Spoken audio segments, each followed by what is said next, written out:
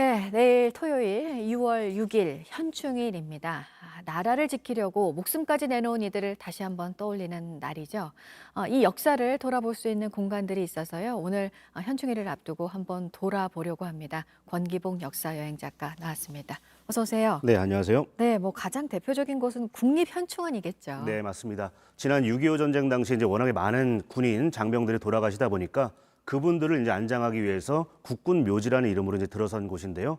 나중에는 이제 경찰관, 국가유공자 그리고 국가 원수들을 이제 모시면서 국립현충으로 바뀌었습니다.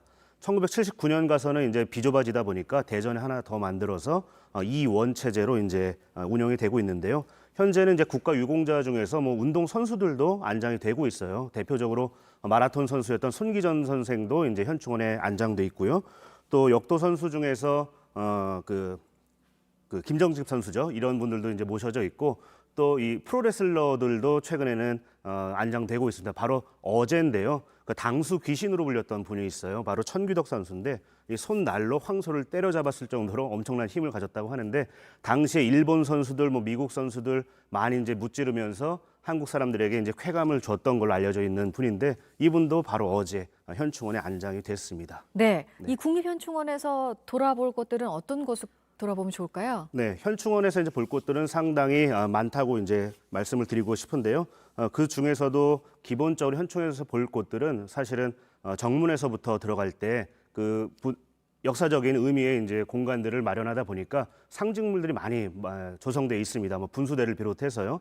들어가 보면은 이제 그 장병들의 모욕이 있고 또 더 들어가면 장군들의 모욕, 더 들어가면 뭐 박정희, 김대중, 김영삼 전 대통령의 모욕들도 있어서 우리의 한국의 역사를 한눈에 바라보는데 응축적으로 아주 유용한 공간이기도 합니다. 네, 올해 기념식은 뭐 올해가 네. 6.25 전쟁 70주년이기도 한데 네. 서울이 아니라 대전 현충원에서 기념식이 열리는 거죠? 맞습니다. 이제 서울은 14일까지 이제 제한을 하고 있고요. 네. 물론 이제 사전 예약한 유가족분들은 자유롭게 출입을 하실 수가 있습니다만 일반 시민분들은 만약에 가실 거라면 대전 현충원에 가셔야 할 것 같은데요. 문재인 대통령도 참석을 해서 추도사를 낭독할 걸로 알려져 있습니다. 네. 네. 뭐 이 기념식도 그렇지만 이 네. 현충일 추모하는 그 대상이 네. 뭐 한국 전쟁에서 네. 이제 그런 분들뿐만 아니라 네. 우리나라를 위해서 목숨을 바친 모든 선열로 네. 돼 있잖아요. 맞습니다. 그래서 그 6.25 전쟁 때 참전했던 유엔군을 위한 묘지가 또 있다고 하는데 이건 부산에 있다고요? 네, 맞습니다. 부산에 있는 곳인데요. 정식 명칭은 제한 유엔 기념공원입니다. 전 세계에서 유일하게 유엔군을 위한 공동 묘지로 알려져 있는 곳인데요. 네. 네덜란드, 미국, 뭐 프랑스를 비롯해서 11개국 장병들이 전물 장병들이 이제 안장돼 있습니다. 원래 한국 전쟁에서 참전했던 이제 그 해외 군대는 전체 22개국에서 왔는데요. 그래서 많았습니다. 이 사망자들도 그래서 11,000명 넘게 이곳에 안장이 돼 있었지만 뭐 벨기에나 콜롬비아 이런 국가에서는 이 유해를 봉안해 가면서 지금은 11개국 한 2,309구 정도의 유해가 안장돼 있는 곳인데 앞으로는 조금씩 늘어날 걸로 예상이 돼요. 왜냐하면 살아계신 이제 참전 용사들 중에서 돌아가시는 분들이 그래도 나는 전우 곁에 묻히고 싶다 해서 한 분, 두 분씩 이제 부산으로 유해 상태로 이제 들어오고 있거든요. 그래서 이 시신 묻혀져 있는 이 구수는 점점 이제 늘어나고 있는 상황인데요. 네. 그런 뭐 스토리도 스토리지만 건물 하나하나도 한번 자세히 보시면 좋은데 대표적으로 네. 정문이 참 인상적입니다. 시민들의 성금 모금을 통해서 이제 마련된 정문인데요. 우리나라의 대표적인 현대 건축가죠. 김중업 선생이 설계를 했던 그런 건물인데 뭐 그걸 비롯해서 사실은 도운트 이제 수로라 불리는 당시에 가장 어렸던 안장된 분들 중에 제일 어렸던 17살의 호주 청년의 이름을 딴 수로도 있고요. 그런 이제 역사적인 의미를 기려서 지난 2007년에 근대 문화재로 등록이 되기도 했습니다. 네. 그리고 그 일제 강점기에 네. 항일 운동가들이 잠들어 있는 곳도 있습니다. 서울에 있죠? 맞습니다. 보통 이제 효창원이라는 이름은 좀 낯서시고 아마 효창공원이 더 익숙하실 텐데요. 네. 원래 그 정조, 조선시대의 왕이었죠. 정조의 장남, 그 문효세자의 묘가 있어서 효창원이라 했었는데 일제 때 그 공원의 성격이 바뀝니다. 유원지로 바뀌어버리는데요. 또 골프장도 들어서고 해서 효창공원으로 바뀌어서 오늘날까지 그렇게 불리고 있는데 이곳은 백범 김구 선생을 비롯해서 매헌 윤봉길 그리고 일본의 천황, 일왕이 살고 있는 황거에 이제 폭탄을 던졌던 뭐 이봉창 의사를 비롯한 3명의 의사의 묘가 있는 그런 곳이기도 합니다. 또 이외에도 이제 주인 없는 가묘도 한 개가 있는데요. 바로 안중근 의사를 위한 묘인데 아쉽게도 안타깝게도 아직 그분의 유해는 찾지 못한 상태인 거죠.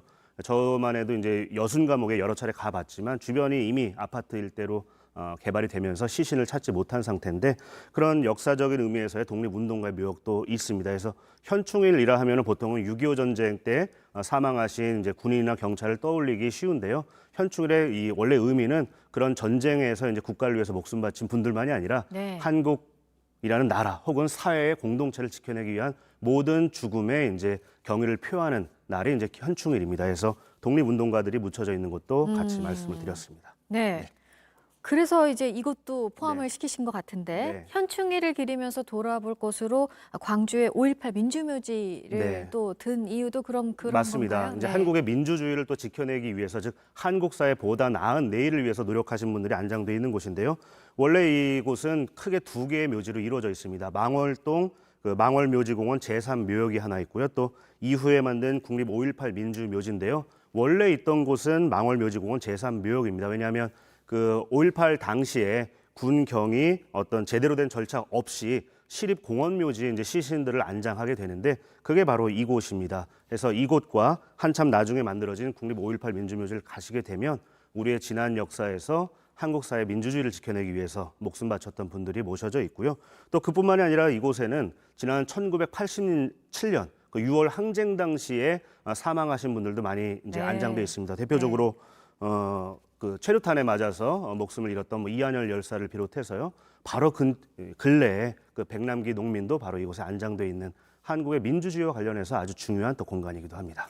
네, 잘 들었습니다. 권기봉 역사여행 작가였습니다. 네. 고맙습니다. 고맙습니다.